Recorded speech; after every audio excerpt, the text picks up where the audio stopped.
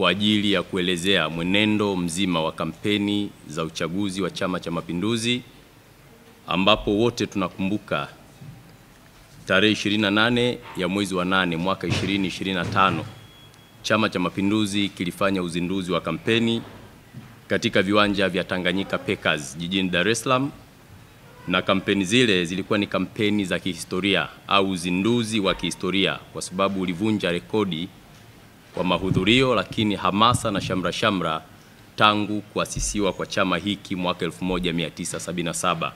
Kwa hiyo uzinduzi wa kampeni mwaka 2025 ulikuwa ni wa kipekee. Lakini nitumie fursa hii kwanza kwa kuwashukuru sana Watanzania wote kwa namna ambavyo wameendelea kujitokeza kwa wingi katika mikutano ya kampeni ya Chama cha Mapinduzi, lakini kwa namna ambavyo wanaonesha imani kubwa kwa mgombea urais wa tiketi wa Chama cha Mapinduzi ambaye anagombea urais wa Jamhuri ya Muungano wa Tanzania, Mheshimiwa Dr. Samia Suluhu Hassan. Na hili waandishi wa habari mtakuwa ni mashahidi kwa sababu mmeshiriki katika kampeni hizi katika baadhi ya mikoa, wilaya, majimbo. Tumeshuka mpaka kwenye tarafa, kata, vijiji, vitongoji na maeneo mengine ambayo hayajawahi kufikiwa na mgombea, lakini mgombea ameweza kufika. Sasa tangu mkutano huo, mgombea wetu wa urais Mheshimiwa Dr. Samia Suluhu Hassan ameshafanya mikutano zaidi ya 77 katika mikoa 21 kwenye kanda ya kati, kanda ya magharibi, kanda ya kusini, nyanda za juu kusini, Pemba na Unguja kwa maana ya Zanzibar, lakini vile vile tumemaliza juzi katika kanda ya kaskazini ambapo tumemaliza katika mkoa wa Manyara, hasa katika mji wa Babati. Zaidi ya watu milioni 14.6 wamejitokeza kwenye mikutano moja kwa moja, lakini zaidi ya watu milioni 31.6 wamefuatilia kupitia vyombo vya habari na mitandao ya kijamii. Kwa hiyo unaweza ukaona ni kwa namna gani siasa za Chama cha Mapinduzi wananchi wa taifa letu wanavyozifuatilia, kwa sababu ndio chama pekee ambacho kimebeba matumaini na matarajio ya wananchi wetu. Lakini mikutano yote hiyo ya kanda kwa kanda, mkoa hadi mkoa, mahudhurio yamekuwa makubwa. Hiyo ni kuonesha jinsi mgombea wetu wa urais Mheshimiwa Dr. Samia Suluhu Hassan anavyokubalika na wananchi kwa mamilioni, na wamewekeza imani kubwa kwake hasa katika ukuaji wa maendeleo lakini uchumi wa taifa letu.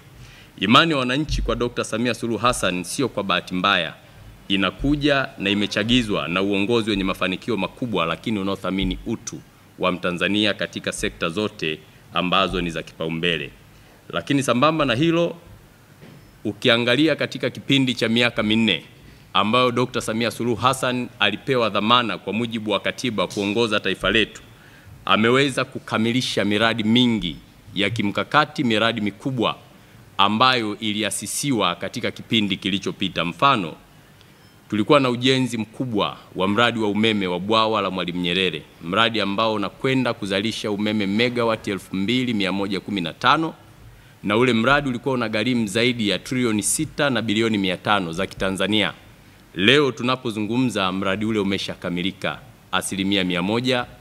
Umeme umeshaunganishwa kwenye gridi ya taifa na Watanzania wanafurahia kazi kubwa ambayo imefanywa na Daktari Samia Suluhu Hassan kwa kukamilisha mradi ambao ulikuwa ni ndoto ya baba wa taifa Mwalimu Julius Kambarage Nyerere kwamba lazima taifa liwe na mradi mkubwa. Mradi ule umeshakamilika na umeme unapatikana. Lakini mradi wa pili mkubwa ulikuwa ni mradi wa reli ya kisasa Standard Gauge Railway ambao ulikuwa unagharimu zaidi ya trilioni 7 na bilioni 200.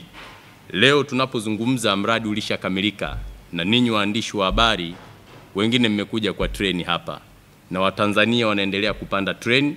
Maana yake mradi ule unatoa huduma kwa wananchi na zaidi ya kilomita 722 zote zimekamilika kwa 100%. Lakini pia kumekuwa na mapinduzi makubwa sana.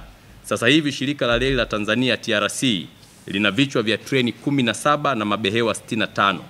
Lakini treni ya mizigo imeshawasili na tuliipokea, na nadhani hili mnalifahamu.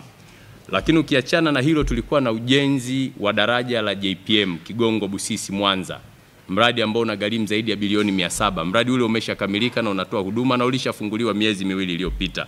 Sasa kwa mambo haya unaweza ukaona dhamira ya dhati ya Mheshimiwa Dr. Samia Suluhu Hassan kuhakikisha anasukuma ajenda kubwa ya maendeleo ili Watanzania waweze kunufaika. Kwa hiyo unapoona wingi wa watu kwenye mikutano, wananchi wanapojitokeza, vyama mbalimbali vinavutiwa na mikutano ile, ni kwa sababu kuna namna kubwa ambayo mgombea urais wa Chama cha Mapinduzi ambaye ni Dr. Samia Suluhu Hassan anatimiza wajibu wa kuhakikisha Watanzania wanapata kile ambacho kinastahili. Lakini ukiachana na hiyo, mnaweza mkakumbuka wakati mgombea wa urais wa Jamhuri ya Muungano wa Tanzania kwa tiketi ya Chama cha Mapinduzi Mheshimiwa Dr. Samia Suluhu Hassan anapozindua kampeni pale Kawe, alisema ndani ya siku 100 kuna mambo makubwa atakwenda kuyafanya, ikiwemo kuruhusu wananchi waliokuwa wanazuiliwa maiti waweze kupewa maiti bure, waende wakazike ndugu zao, kwa sababu awali kulikuwa na changamoto kubwa, lakini kuna utaratibu mzuri utawekwa na serikali katika kipindi kinachokuja ili mambo haya yaweze kuisha. Lakini jambo la pili, wagonjwa wenye saratani, magonjwa yasiyoambukiza wataangaliwa kwa jicho la pekee ni namna gani serikali itaweka vifaa tiba, itaweka miundombinu mizuri ili mwisho wa siku Watanzania waweze kutibiwa. Lakini alizungumza kwamba atatoa zaidi ya bilioni 200 kwa wafanyabiashara wadogo wadogo ili kuwainua kimtaji, lakini isaidie kutengeneza ajira mpya kwa walimu ambao watakwenda kuajiliwa katika shule zetu, watoto wetu waweze kusoma na kupata ufaulu mzuri.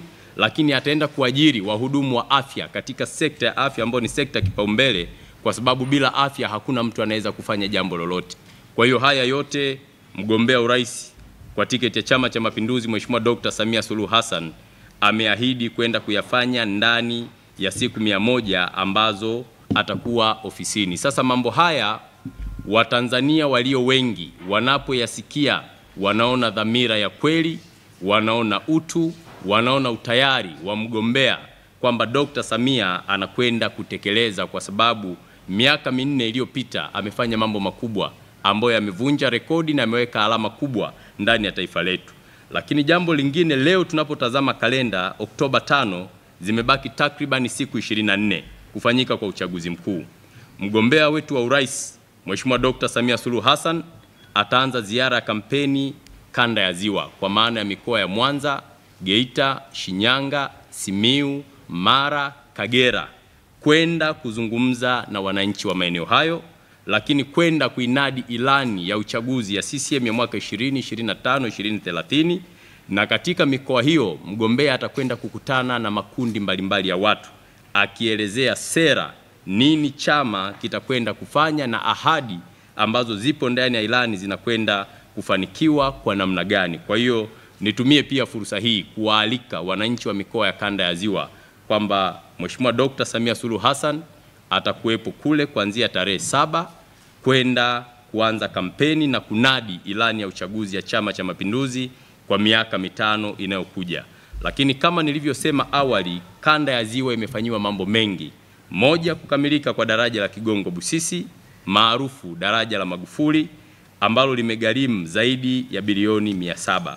Lakini jambo lingine, kanda ya Ziwa kumekuwa na miradi mingi ya maji ambayo inatekelezwa, ikiwemo mradi wa Ziwa Victoria ambao utakwenda kupeleka maji katika mikoa mingi, Shinyanga, Tabora, Simiu na maeneo mengine, ambapo wananchi watakwenda kupata maji safi na salama.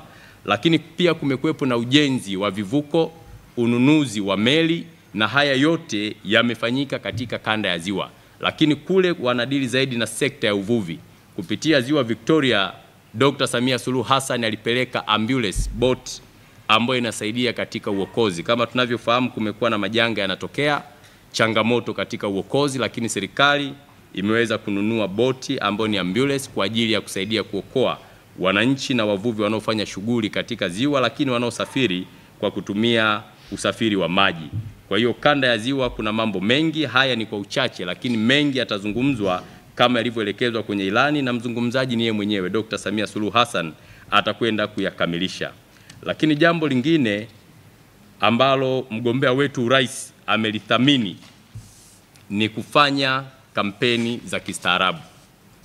Tangu kampeni zilipozinduliwa, mgombea amekuwa akisisitiza utu wa Mtanzania, kulinda, kuthamini na kuheshimu watu, kampeni zisizo na matusi, kampeni zisizo na kejeli, kampeni zisizo na kebehi, ni kampeni zenye staha, lakini kampeni ambazo zinaunganisha taifa. Amekuwa akihimiza amani, umoja, upendo na mshikamano, ambalo ni jambo kama Watanzania tunalihitaji kwa 100%. Hivyo na mimi nizidi kusisitiza na kutoa tu wito kwamba Watanzania tuna wajibu wa kulinda umoja tulio nao. Tuna wajibu wa kulinda taifa letu, tuna wajibu wa kushirikiana na serikali kuhakikisha kila mmoja anakuwa mlinzi wa amani ndani ya taifa letu. Lakini jambo lingine la kusisitiza, lazima tudumishe upendo, kuheshimu vyombo vyetu vya ulinzi na usalama, kuhakikisha endapo tunahisi, tunaona kuna matishio, tunaona kuna changamoto, tuweze kuziwasilisha katika vyombo vinavyohusika ili tuweze kulinda umoja tulionao leo. Kwa nini tunasisitiza hivyo kama chama? Chama cha Mapinduzi kinaamini binadamu wote ni sawa. Chama cha Mapinduzi kinaamini katika utu na kazi. Chama cha Mapinduzi kinaamini palipo na amani kuna maendeleo. Hivyo kumchagua Dr. Samia Suluhu Hassan, moja ni kuchagua maendeleo, pili ni kuchagua amani, tatu ni kuchagua utu, nne ni kuchagua umoja, upendo na mshikamano wa taifa letu. Na chama pekee ambacho kinaweza kusimamia misingi ya amani na utulivu, chama kinachohubiri umoja, chama kinachohubiri upendo, lakini chama ambacho kimeleta maendeleo ya kweli kwa wananchi ni Chama cha Mapinduzi. Leo tukizungumzia mikopo ya vyuo vikuu imepanda kutoka 8,500 mpaka 10,000, pesa ya kujikimu ambao walikuwa wanapewa. Lakini ukienda kwenye miundombinu ya barabara, nchi nzima inajengwa. Na nyinyi waandishi wa habari na Watanzania wengine wamesafiri ndani ya nchi hii, kila unapoenda unapita kwenye lami. Maana yake serikali ya CCM imetekeleza kwa kiwango kikubwa. Unatoka Dar mpaka Kigoma utatembea na lami. Utatoka Iringa kwenda Mbeya, kwenda Katavi utapita na lami. Utatoka Dar es Salaam kwenda Tanga, kwenda Arusha utapita na lami. Na nchi yetu ni kubwa, huwezi linganisha na nchi nyingine yoyote ya East Africa. Kwa hiyo unaweza ukaona ni kwa namna gani chama hiki kimejikita katika kusukuma ajenda za maendeleo. Kwa hiyo akitokea mtu akasema hakuna kilichofanyika, unabaki unamwangalia, lakini wajibu wetu ni kuendelea kuwaelimisha, kuendelea kuwasisitiza kwamba nchi ilipotoka wakati wa baba wa taifa, amekuja mzee Mwinyi, amekuja mzee Mkapa, amekuja mzee Kikwete, kaja mzee Magufuli na leo Dr. Samia, haifanani, kwamba kila awamu ilifanya kwa kipindi chake. Kwa hiyo unakuta watu wengi kwa kuwa wamezaliwa, wameona lami zipo, shule zipo, hospitali zipo, hawajui taifa limetoka wapi. Kwa hiyo sisi kama Watanzania, kama waandishi wa habari, tuna wajibu wa kutoa elimu, lakini kurejea historia ili pia vizazi vingine vijue kwamba vilivyopo sasa vina historia kubwa. Kuna watu wengi ambao walipambana kufika hapa tulipo. Kwa hiyo jambo la mwisho nalopenda kuliomba na kulisisitiza, tuzidi kutumia kalamu zetu vizuri, waandishi wa habari, hasa katika kuijenga Tanzania tulionayo, kwa sababu nchi hii ni ya kila mmoja. Sote hapa ni kwetu. Tusipolinda nyumbani kwetu, endapo itatokea jambo lolote baya, wote tutakuwa ni wahanga. Lakini chini ya Chama cha Mapinduzi, chini ya serikali ya CCM, chini ya mgombea urais Dr. Samia Suluhu Hassan, ni imani yangu mambo yatakuwa mazuri na Watanzania wataendelea kufurahia kazi nzuri ambayo inafanywa na Dr. Samia Suluhu Hassan. Baada ya kusema maneno hayo, ni washukuru, na kama kuna maswali, karibuni kwa maswali. Niko tayari kujibu maswali yasiyopungua 5. Karibuni sana. Kama yapo, kama hayapo basi itakuwa jambo jema. Kama yapo, karibuni.